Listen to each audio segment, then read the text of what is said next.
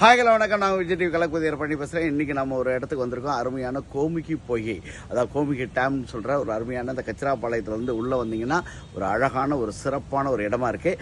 இந்த இடம் வரலாற்றில் மிக முக்கியமான இடங்க. ஆபுத்திரன் தன்னுடைய கோமுகி பொய்கையில் தான் தன்னுடைய அச்சய பாத்திரத்தை விட்டார்னு நம்ம வரலாறு தெரியும். அந்த அச்சய பாத்திரத்தை விட்ட இடம் இதுதான் அப்படின்னு சொல்லப்படுது. ஆனால் உண்மையாகவே மிக சிறப்பான விஷயம் பாருங்கள். அவர் மணிபல்லவத்தீவில் இருக்கார். மணிபல்லவத்தீவில் கப்பல் புறப்பட்டு போயிடுது.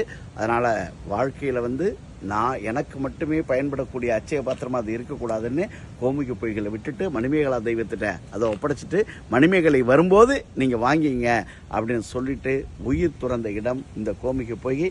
ரொம்ப அட்டகாசமாக அழகாக சிறப்பாக சூப்பராக இருக்குது. அதனால் மகிழ்ச்சிகரமாக நம்ம இந்த இடத்துக்கு வந்திருக்கோம்.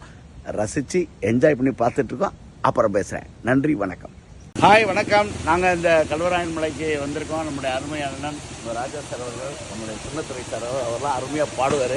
அவர் பாட்டு பாடி தான் இந்த காடே இவ்வளோ குளுமையாக இருக்குன்னா அதுக்கு அவர் பாட்டு தான் காரணம்.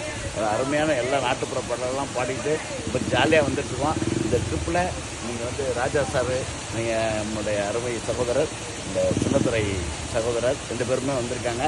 மகாகவி மெட்ரிக் மேல்நிலைப் பள்ளிக்கு இன்றைக்கி நான் பேச வந்திருக்கேன்.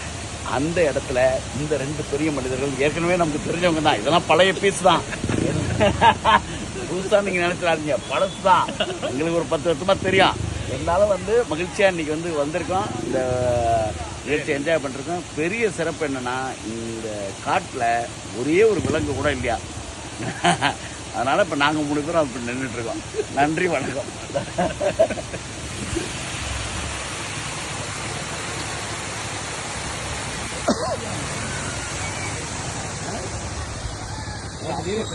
ஆக்சுவலாக இந்த ஊருக்கு